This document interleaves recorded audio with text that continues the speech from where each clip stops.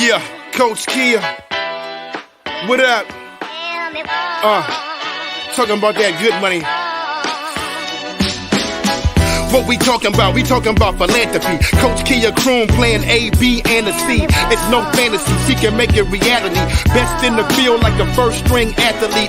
Fundraising and marketing, she get tactical. Tackle your issues with a playbook so your cash can grow. She can show you just what to do. Coach Kia Kroon, when she touch down, it's a W.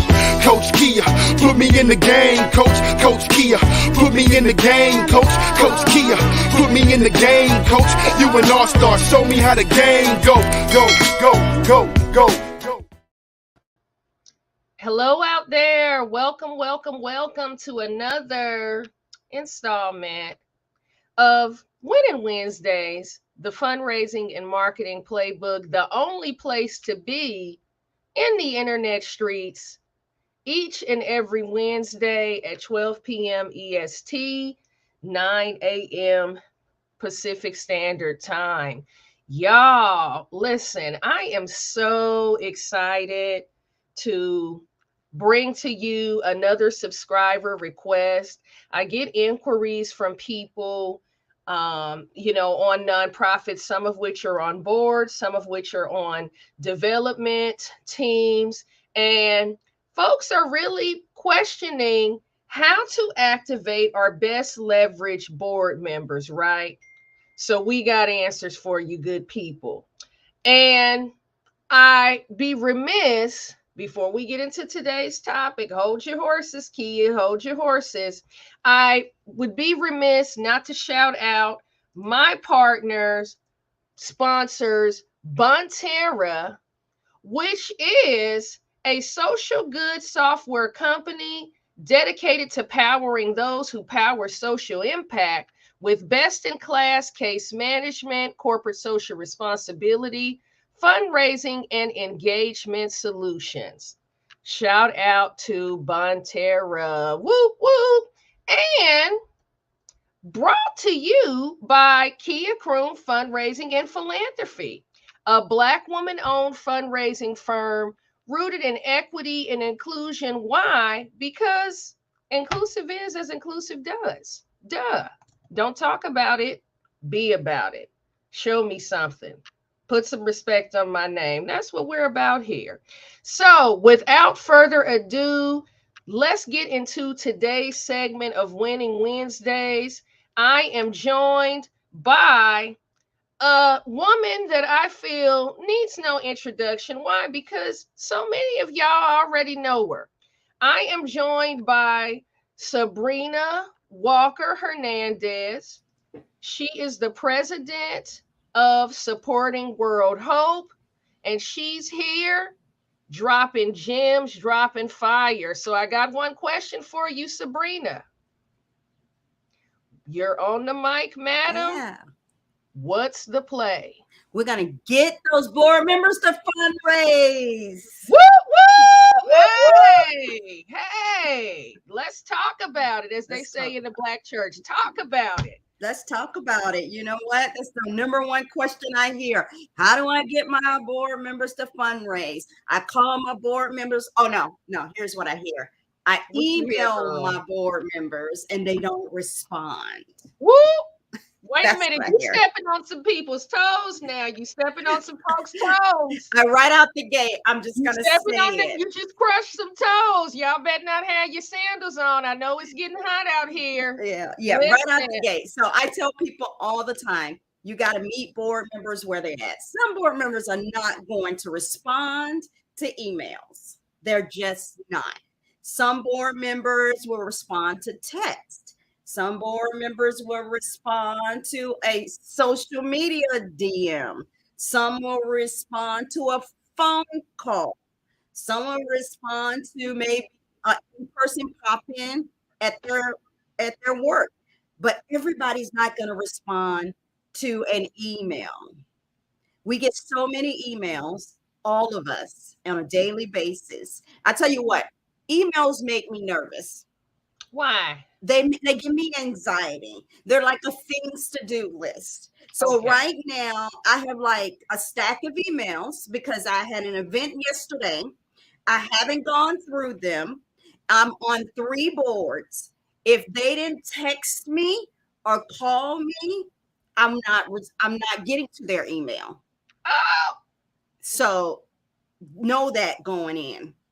It's just the nature of the game. So hold on now. What I'm hearing from you, because I'm a fundraiser, and as fundraisers and my fellow fundraisers on the line here or watching the playback will appreciate this.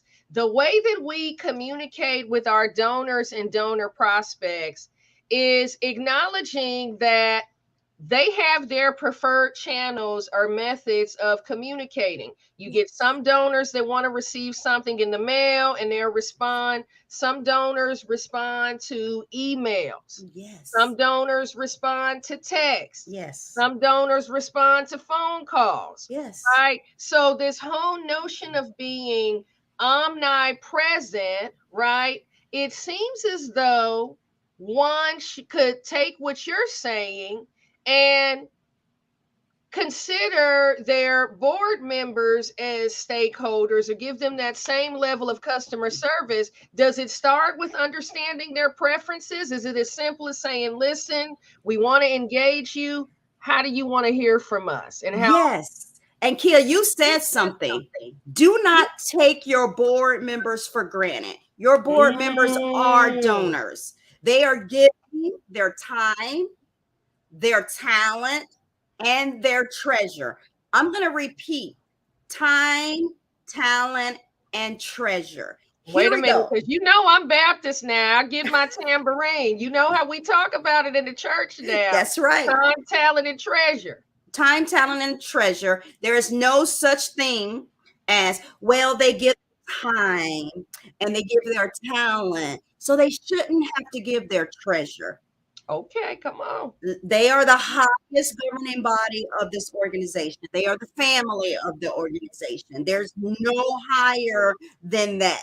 So because of that, they have to give their time, talent, and treasure. How can you go out and ask other people to invest their hard-earned dollars if you are not doing the same? It's hypocritical. There's no way around it.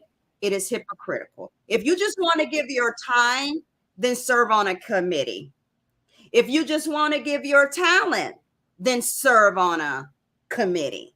But if you are a board, it is time, talent, and treasure.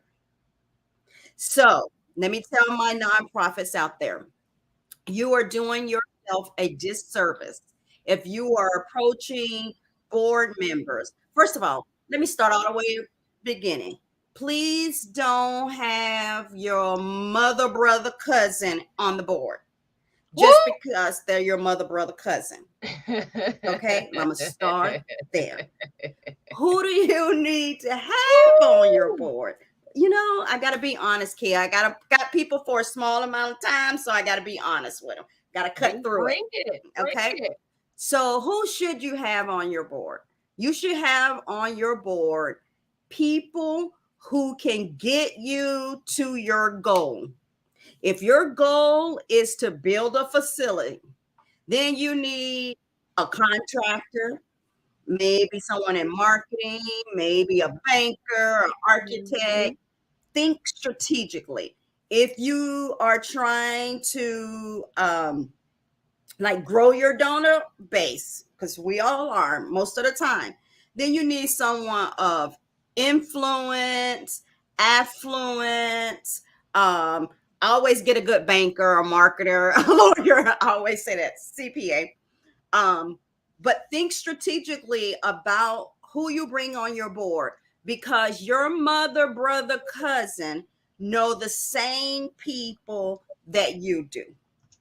And that's not going to help you get you where you need to go. Okay. That's one. Number two is your board is your force multiplier. So that means Sabrina can't be everywhere. Sabrina doesn't know everybody.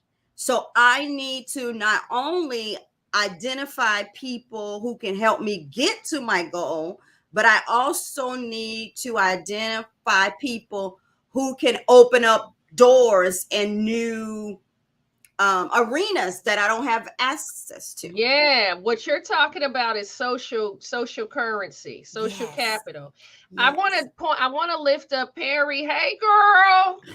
Perry's on the line. Perry said, to me, it's about treating board members like friends. If you weren't Yes. hearing from your friends, would you keep emailing them or would you text them, call them? Would you That's the call them, pick word. up the You phone, talked check about on that, them? right? You talked about that Yep. that ability to engage them where they are. And she also Yes. added testimonies and ties to your time, talent, and treasure. I That's like right. that. I like that. I I like like that. that. I can And dig that. yes, you have to treat board members like donors. I'm going to go back to a couple of things. When you're Yeah. bringing on new board members or when you're interviewing for new board members, make sure you talk about fundraising. This is what I hear a lot. Well, we don't want to talk about fundraising because that's going to scare them off. Right. And then I go, Not well, making the that's ask, right? without, As if, we're here for yeah, any other reason, right? I right. mean, I'm yeah. like, The what feeling are you resistance. talking about? Because then what happens is you don't talk about fundraising before they get on the board, and then you get them on the board, and what do? You talk about fundraising, and then you get frustrated when they don't want to fundraise. You set them up for failure. That's the word. You set them up. You set them up, and you set yourself up. And you wonder why they won't respond to you. It's like, what's going on? So don't check the common sense at the door. You got to talk about fundraising. And I talk about fundraising in a different way. So, because I was a CEO for 25 years in a nonprofit organization, you are very busy. So, I have a formula that I use and I want to share with people. So, Okay. fundraising, 5%, 10% of fundraising is identifying. That's identifying potential donors. 10% of fundraising is qualifying. That's okay. You've identified them, you know their name. But just because they gave to organization A doesn't mean they're going to give to organization B, right? So you got True. to qualify them. So that's Absolutely. 20%. Now, 60% of fundraise is cultivating. That's building relationships. And then 5% is asking for money. And then 15% is saying thank you. So where do you want your board to focus their time? On the 60, which is building relationships, and on the 15, which is stewarding and thanking those relationships, maintaining those relationships. So if my Absolutely. board doesn't ask for money, which is only 5%, I don't care. I need them to be cultivating.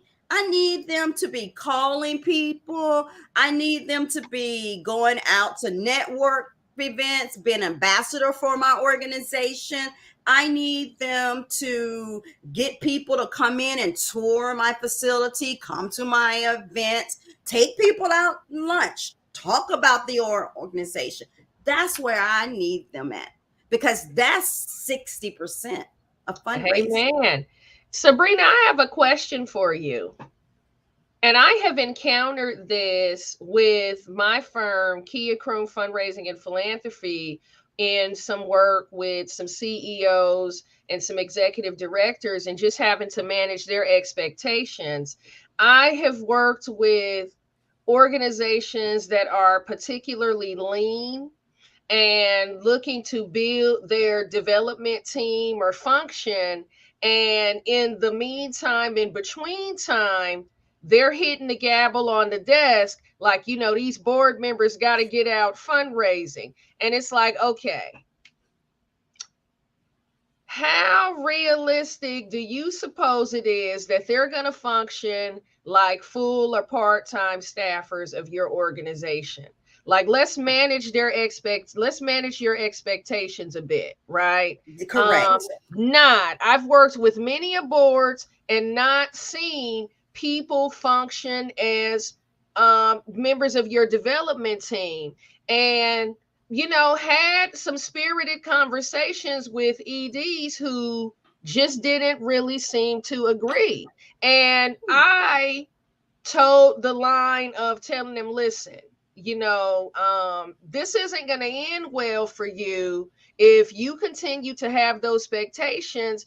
And let's look at who you have on your board. Like, who are the worker bees? Who are the people that are comfortable asking for a meeting or introducing the organization to members of their network and suggesting, listen, I'd love for you to get acquainted, consider having a tour. This organization has really enlightened me to the plight that foster care youth experience in the District of Columbia, or women surviving domestic violence, etc. Right? Yeah. I have always challenged my CEOs and EDs to consider, let's really look at who you have and Yes. play to their strengths. Yes, thank you. Play to their Thank you. strengths. Yes. Right? Wait a minute. I had 21. Sorry. I gotta interrupt you. I forgot. Shout out to my hat. I love your hat. I love my earring. And I'm gonna tell you why I thought it was important to interrupt, because I was in Brooklyn and came across this Big up Brooklyn. Big up, where Brooklyn at? Where Brooklyn at? Ran into this beautiful Black sister. Her company is called Culture Boutique. This hat is a part of what she calls the Akobu tribe. She's from Cameroon, and this hat says in its decor, behold that, for the people, people first. And I thought, well, that's a fine message for a fine belle like myself. Yes. So it's only right that I cop that. And these earrings are handcrafted by her. So sorry, shout out to my hat and earrings and Akobu tribe. Back to what you were saying. We're talking about. It's really funny. Hold on. My ancestry DNA takes me back to Cameroon. Get out. That's my people. Yeah, what is it? Akobu tribe. Yes. And look what you're doing. Yes. For the people, people first. Yes. It's in us. And I'll go back to leaning into your board members' strengths. Look, everybody is not going to ask for money, and it's okay. Know who your board members are. I had 21 board members. Out of 21 board members, I had 3 people comfortable with making the ask. That was it. That was my job. You get me the meeting, you cultivate, you bring me in, and I'll say, will you consider an investment of $10,000 in our organization?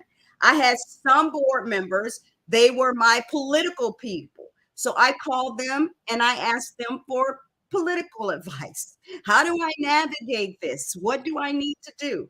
I had some board members that were my liaison for school district. So I was youth serving. I needed someone who knew how to navigate that system. So everybody cannot be the answer to every issue or challenge that you have.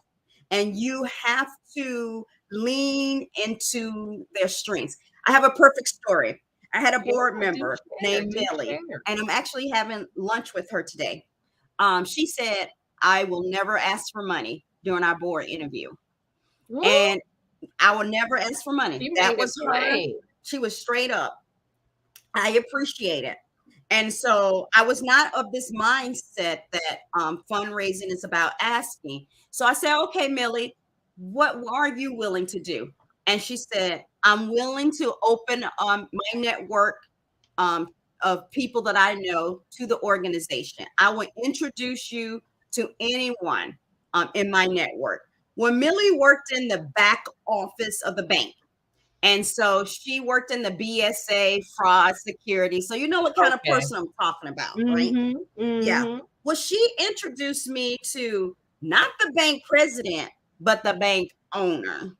Woo! And yes, I didn't know. I didn't know. But as a result of that, we were able to secure millions of dollars. I got to fly in a private plane, in private jets to foundation meetings. They were part of our capital campaign. We raised $12 million. They put 2 people on our board, and those people fundraised $10,000 annually. But Millie never asked for money. Millie just opened up the door to the relationship. She greased the rails, as some of us say. Rail. And what she did, she not only did that, but she would stop by his office and say, "This is what's happening over there at the organization." She was a complete ambassador for us. It's that simple. That simple. She did what she did naturally, what came natural to her. Yeah. And she moved the relationship, right? She continued to steward donors, right? You know, when you talk about and another thing that she did, I would venture that she was providing that donor, that bank owner, with like some inside scoop. That was a significant donor.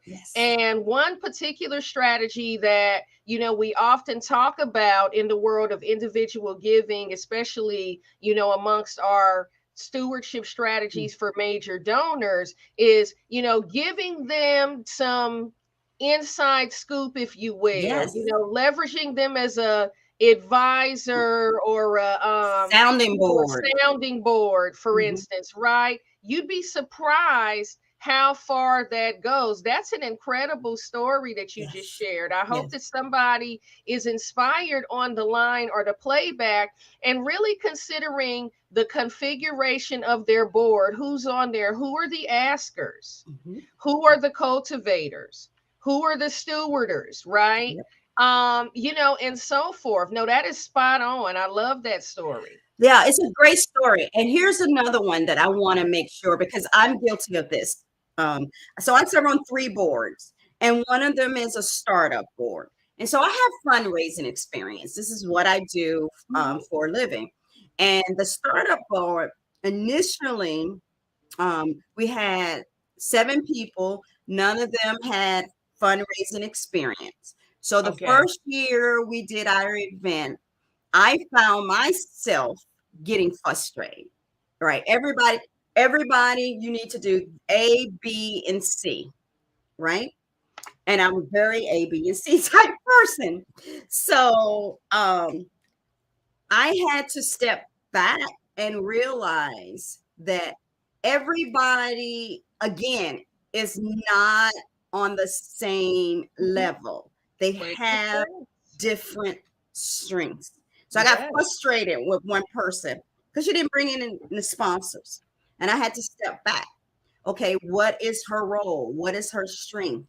So I was like, oh, she makes custom cookies. So she took the time and she made a dozen of cookies for 30 sponsors. And then we hand delivered those out. And she went with me and she did some, and I did some, other people did some. And because we did that, and people were so appreciative, the next year, she felt stronger about asking someone. And now she's good. She's doing what she needs to. But everybody's not going to run in the way you want to. And some people may never run in. And if she only wanted to bake those cookies, it made a difference, because 15% of fundraising is saying thank you. That's right. It made a difference. So don't judge by that 5%. No, that's great. You're absolutely right. And I'm going to tell you something. I've never, contrary to what some people believe, and develop this apprehension or fear or resistance around making an ask, right? Contrary to, what people believe, I've never heard in my 22, 23 years of fundraising someone complain about being asked for money. It's true. I have heard people complain about making a gift and not having been thanked nor acknowledged, whether that gift was what some would consider, a regular donor gift, whether it was a sustainer gift, whether it was a mid-level major gift. When they reached into their pocket or into their bosom, like my grandmother like would. My grandma. Some people would reach in their bosom. Some people reach in their pocketbook. Some people reach for the mouse and, the click of a button. However, they're giving whatever amount of money they've given, not being acknowledged, thanked, stewarded. I have heard people complain about that. And guess what else I've heard them do? Stop giving. Stop giving. So you can never have enough people on your board that are willing to play a role in those strategies, in your stewardship strategy. Yep. Right? Yep. Maybe you don't have 10 people who are askers, if that's a word. I see closers, right? Closers are good. Right? Whatever the case may be. Playing to their strengths. So, question for you, for someone who is watching this and saying, you know what? This makes perfect sense to me. I've been going about this wrong. I'm owed my board an apology. I've been hitting the gavel and kicking them in the duff. I want to have a heart-to-heart and, really understand where people's strength lies and what they're prepared to offer as part of this strategy. What would you tell them to do? How do they right size this? So I'm an avid proponent of this. You should be meeting with your board members outside of the boardroom at least once a year, just regular board members. And I say it like this because I had board champions, and board champions were people that I went to lunch with almost once a week. They were the people who had my back. Like if something was going to go down, they were going to be my speaking voice at the board. Okay. So, and then I met with my board chair on a monthly basis. So I would start the conversation with my board champions and say, hey, I went to this live and I learned this from Kia and the conversation. And this is what I want to present. And this is how I want to move forward. How would you suggest I move forward with this? Because then that board member becomes your mouthpiece or your champion. That's why you have a champion. So I would start in that direction first and foremost. And then I would have a conversation with them about, here's one of the things that people don't have either. They don't have pathways for their board members. So what do I mean by pathways? So I serve on a board and I know that I'm responsible for raising $3,000 a year, but they give me a pathway. So I have to join the Heritage Associate, which is $1,500. So that's me, Sabrina, giving $1,500. Yes. They have an event and I have to sell a table. So that table is $1,000. They also have a raffle where I have to sell 5 tickets at $100 each. If I do those 3 things, I have raised my $3,000. A very clear pathway. So I would start the conversation with my champion. Say, I want to move in this direction. And then I say, here's a pathway I would like to create for the board members. Now let's strategize how we can take this information to the full board. Because what's happening right now with a lot of boards is you're doing multiple events, and it seems like every board meeting, all you're doing is talking about fundraising. And I didn't come for that. Imagine that. I came because I want to change lives. Right. So there you go. No, this is rich. This is rich stuff. Before we blow out of here for the week, any parting words for the folks on the line or the folks watching the replay? I will say this. Remember, your board members are busy people. Yes. Busy people. And so extend grace, figure out how they want to be communicated with, and then come up with your pathway and move forward. All right, move forward, up, onward and upward. Well, I want to thank our distinguished guest, Sabrina Walker Hernandez, for joining us. Sabrina, tell the folks on the line how to find you. Where you at in the internet streets? I know, in these internet streets. So they said don't confuse people with all these call to action. So I tell them one thing: visit my website, www.supportingworldhope.com. There it is, folks. You heard it from one of the most well-known in the industry of nonprofit consultants. She's got even more gems than that. If you thought that was good, get a load of this sister. And be sure to tune in next week, y'all. As we continue bringing you the winning plays on Winning Wednesdays, where our motto is just win, baby. And just like that, we're out. See you next week. Yeah, Coach Kia. What up? Talking about that good money. What we talking about? We talking about philanthropy. Coach Kia Kroon playing A, B, and a C. It's no fantasy. She can make it reality. Best in the field like a first-string athlete. Fundraising and marketing, she can tactical. Tackle your issues with a playbook so your cash can grow. She can show you just what to do. Coach Kia Kroon, when she touch down, it's a W. Coach Kia, put me in the game, Coach. Coach Kia, put me in the game, Coach. Coach Kia, put me in the game, Coach. You an all-star, show me how the game go, go, go, go.